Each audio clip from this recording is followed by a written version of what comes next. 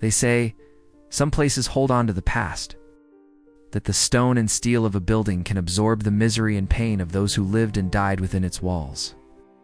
Eastern State Penitentiary in Philadelphia, Pennsylvania is one such place. A place where the echoes of suffering still linger, where the ghosts of former inmates are said to walk the crumbling corridors. This isn't just a story, it's a warning about what happens when you lock away despair and forget the key. What you're about to hear is based on chilling reports, historical records, and the terrifying experiences of those who dared to step inside its gates. The line between history and horror is thin here, and what you'll find is not for the faint of heart. Imagine stepping into a world frozen in time, a skeletal fortress of decay and silence. Eastern State Penitentiary looms over Philadelphia. Its Gothic spires and imposing stone walls, a stark monument to a radical and ultimately brutal experiment in criminal justice. When it opened in 1829, it was the most famous and expensive prison in the world. Built on the Quaker-inspired belief that solitary confinement would lead to penitence, a true regret for one's crimes.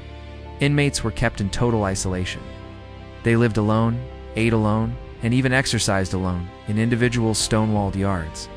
A hood was placed over their heads whenever they were moved outside their cell, ensuring they never saw another human face, not even the guards.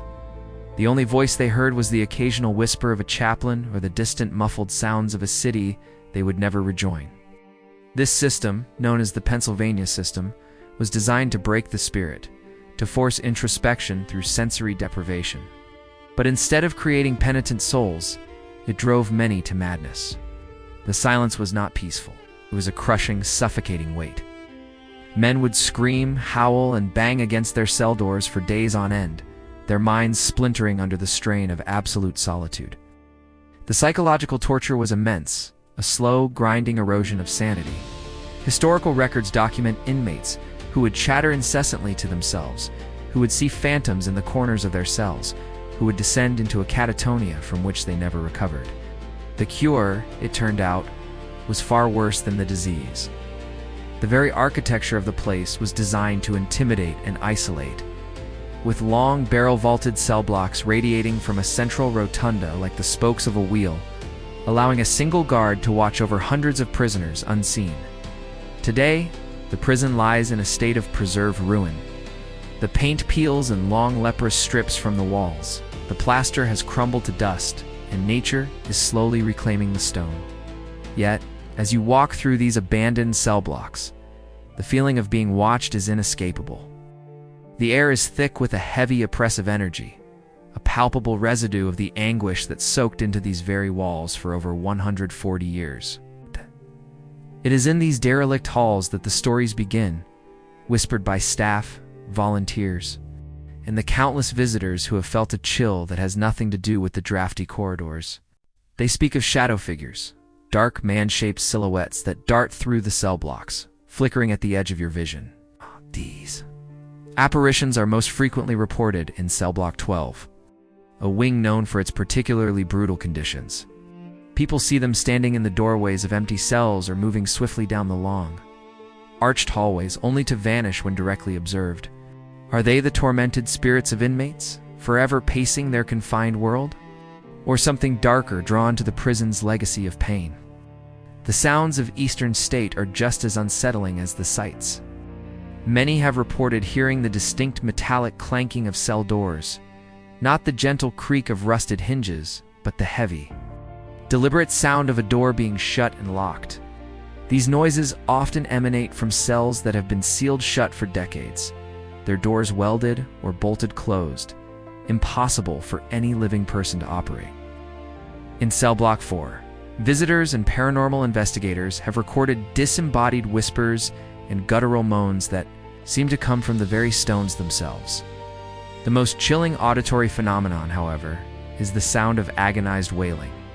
It rises from the depths of the prison, a chorus of despair that seems to echo the madness that once consumed the men held here. It's a sound that pierces through the silence, a raw human cry from a throat that no longer exists, a stark reminder of the suffering that defines this place. Long after the prison was abandoned in 1971, the strange occurrences continued. Even before it became a museum, when the site was left to decay, Stories circulated among those brave or foolish enough to venture near.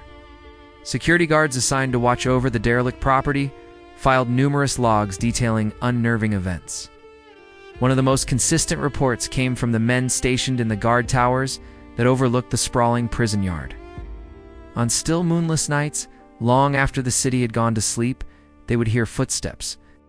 Not the scuttling of rats or the rustle of wind-blown debris, but the clear, rhythmic tread of heavy boots circling the central yard. The guards would scan the grounds with their flashlights, finding nothing but empty space and overgrown weeds. Yet the footsteps would continue their phantom patrol, a ghostly sentry forever walking his post, a circuit that ended as abruptly as it began, leaving only a profound and terrifying silence in its wake. The tower guards weren't the only ones to experience this.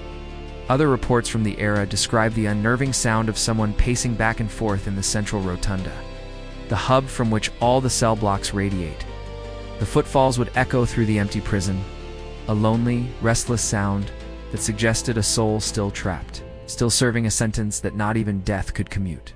These accounts are not isolated incidents. They are part of a larger tapestry of paranormal activity that has made Eastern State Penitentiary a focal point for ghost hunters and researchers from around the world. It's the evidence, whether in the form of electronic voice phenomena, photographic anomalies, or simply the sheer volume of first-hand testimonials, points to a place saturated with spiritual energy.